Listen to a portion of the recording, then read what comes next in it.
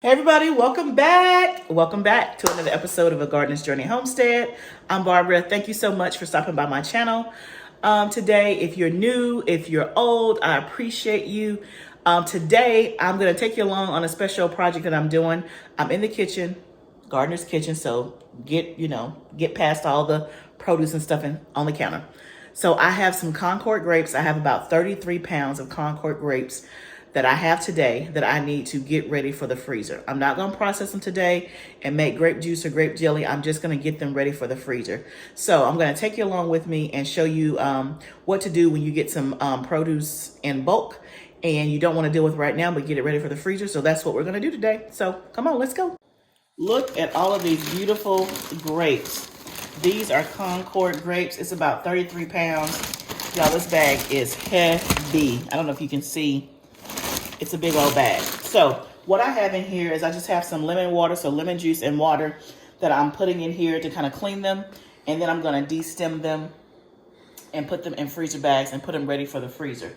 So one of the reasons why you want to de-stem them is I've been told that if you leave the stem on, it can make your juice or your jelly have a bitter taste. So we're going to go ahead and de-stem them, clean them, and get them ready for freezer bags. So, like I said, just lemon water. So I'm going to time lapse this and I'll take you through the rest of the process.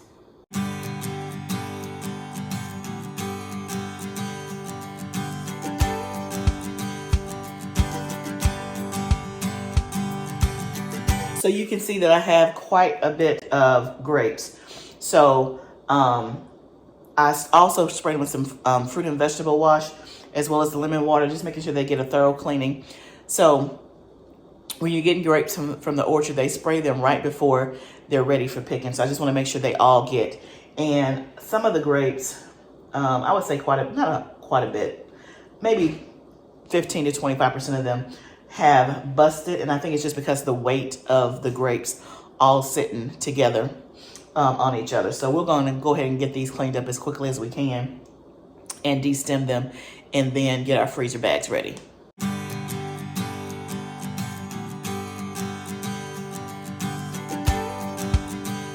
Okay guys, all done. I ended up getting 4 complete full bags and then a 5th bag that is halfway full. So those are all gallon size bags. So roughly 4.5 gallon size bags of Concord grapes ready for the freezer. So that probably took about 45 minutes to work through those 33 pounds. As you can see behind me, I also have this whole basket of peppers. This is the very last of the summer harvest. Okay guys, I got a bowl of bell peppers here washed up. So I had a thought.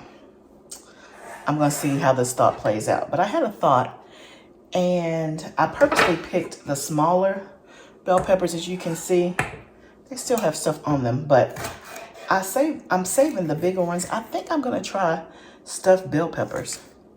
I've never had them before, nor have I ever made them, but I saw it and I'm like, I've always wanted to try that. Wouldn't this be the perfect time to try it since I have all these bell peppers?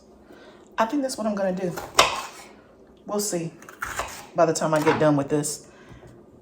Not saying I'm gonna make them tonight. If I do, it'll be tomorrow. But let me just see how much these small ones do and see how many big ones we actually have left. If we have at least 5 or 6 big ones, then I think I'm gonna try to make stuffed bell peppers. I think that's what I'm gonna do. So I'm just de-seeding and coring these bell peppers. And then we're gonna plop them in the food processor. I'm gonna see if on the food processor I can get it to where it doesn't make it too small and mushy, but still like a coarse rough chop, if that makes sense. That's what I'm gonna try, because I don't want them to be mushy. I just want them to be chopped, and I really want the food processor to do the work and not me, because it can do it much quicker. It's already way past nighttime, so I don't have a lot of energy to be chopping up all these bell peppers. But I still want them in the freezer and I still want them done. So that means we're gonna try the food processor and see if we can get it to work. I also have up my handy chopper, my Chop Wizard that I've used, that you guys have seen me use before. I have that out as well because that'll definitely do it, and it is still quicker than chopping by hand. But I want to see if I can get the food processor to do what I want it to do. That's what I'm gonna see. So like I was saying before, this is a great way to be prepared for the fall and for the winter. Now you may say, man, it just takes so much work to chop up all these bell peppers and to get them processed. But the thing about it is you do it once and then it's done. And more I keep realizing that in terms of the summer, you have a really, really good harvest, and it's a lot of stuff that's coming in.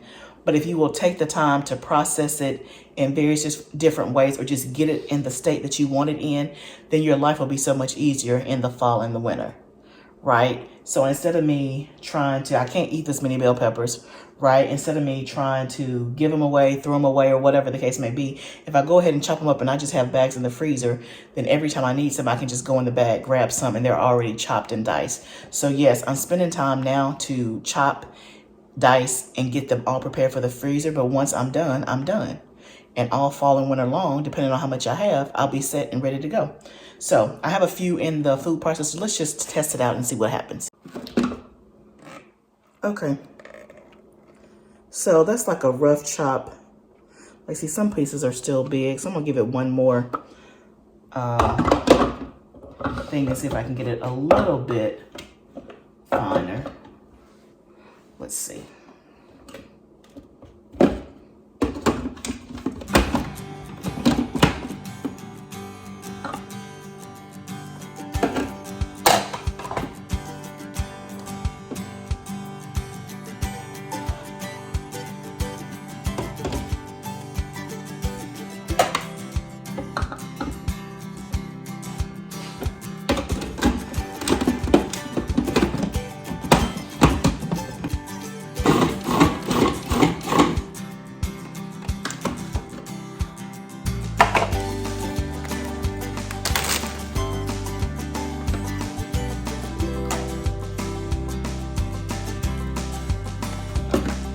Okay, I'll take that. That's not too mushy. So I think I'm gonna try to get them this size and we'll just keep going.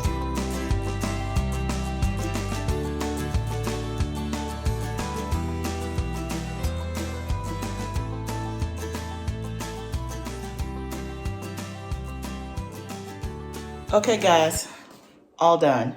So I ended up getting 3 bags of peppers. Isn't that pretty? Just because there was a couple of red in there, so I got a little couple red. So I got 3 bags of the peppers. That one's almost full. So that's pretty good. All of these are ready for the freezer, ready to go, already diced and chopped up.